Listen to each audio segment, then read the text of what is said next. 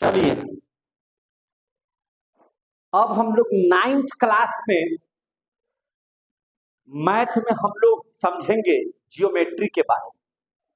और जियोमेट्री में आप लोगों को हमने एकांतर कोण बहुत अच्छे से समझा दिया है।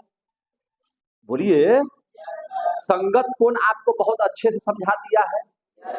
उसके बाद आपको सम्मुख कोण के बारे में बहुत अच्छे से समझा दिया है, ठीक है ना। यानी कि हम लोग बात करें opposite angle, corresponding angle, alternate angle के बारे में, तो सारे चीजों के बारे में आप लोगों को जब बहुत अच्छे तरीके से समझा दिए हैं, तो आपने एक प्रॉब्लम पूछा है यहाँ से, जो आपके 9th क्लास का ये प्रॉब्लम है। रेखाएं एवं कोण चैप्टर से लिया गया है। भारती भवन का किताब है, प्रश्नावली 7 के बी का क्वेश्चन है, क्वेश्चन नंबर 8। और क्वेश्चन नंबर 8 में ऐसा करके फिगर बनाया गया, देखिएगा ध्यान से।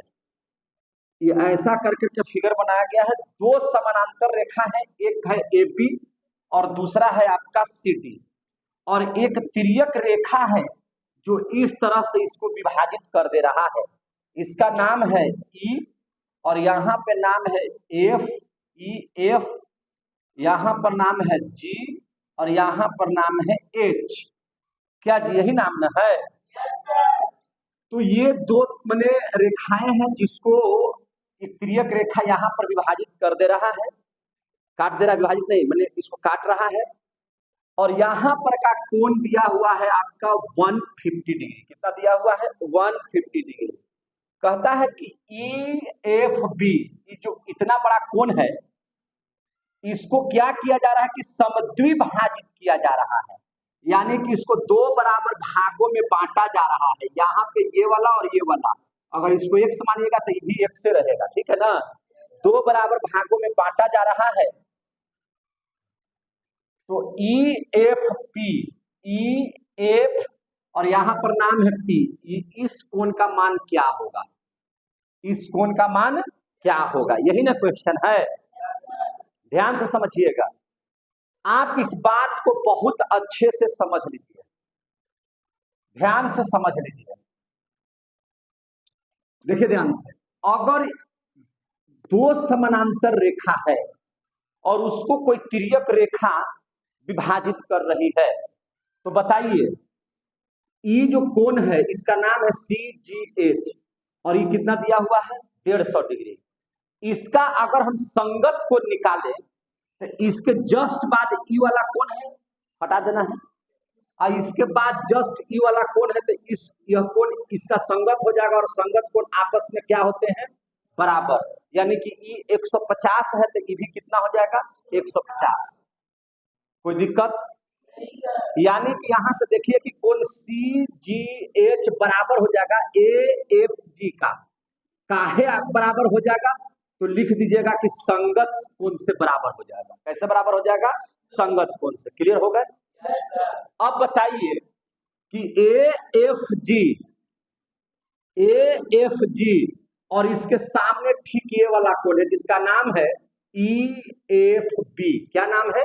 EFB। सर ये कैसे बराबर हो गया? तो भैया ये सम्मुख कोण से, अपोजिट एंगल से, सम्मुख कोण से ही बराबर है।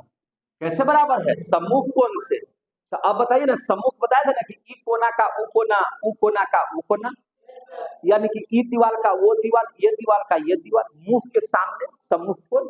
तो इसके मुंह के सामने यही वाला कोण ना है। तो ई अगर 150 है तो ई भी कोणवा कितना हो जाएगा? 150। और दिया हुआ है, देखिए ध्यान से, दिया है कि भैया EFB को समविभाजित करता है EFP। यानी कि दिया हुआ है कि EFP बराबर है किसका? BFP का। किसका बराबर है? BFP का। BFP का बराबर है ना। और ये है क्या चीज? तो पूरा EFB का आधा है। EFB का क्या हो जाएगा? आधा। समझ में आ गया बात है? अब बताइए तो EFB यानी कि पूरा कोण कितना आ गया है? 150। सम्मुख एंगल से कितना हो गया? 150। अब बटा 2 कितना बार में कटेगा? 75 बार में कट जाएगा। 75 बार में कट जाएगा। तो इसलिए कोण EFB का मान कितना हो जाएगा? 75।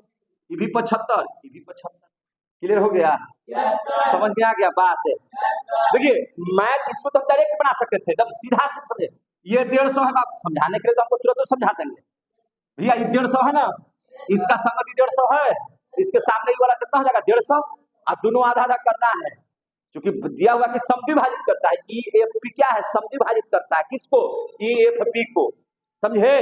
तब 150 का आधा क्या हो जाएगा? सम माने बराबर, 2 माने 2, भाजित माने भाग, 2 बराबर भाग में, तो 150 का 2 बराबर भाग करते कितना हो जाएगा? 75 आ गया। लेकिन इसको बढ़िया से मैंने बना दिए मैथ को, है कि नहीं? क्लियर हो गया? कोई दिक्कत, कोई परेशानी? काहे मंझुआल का है, होली के बाद आए हैं तो मंझुआ का है, बढ़िया से सीखिए मैथ को। चलिए स्टॉप कीजिए।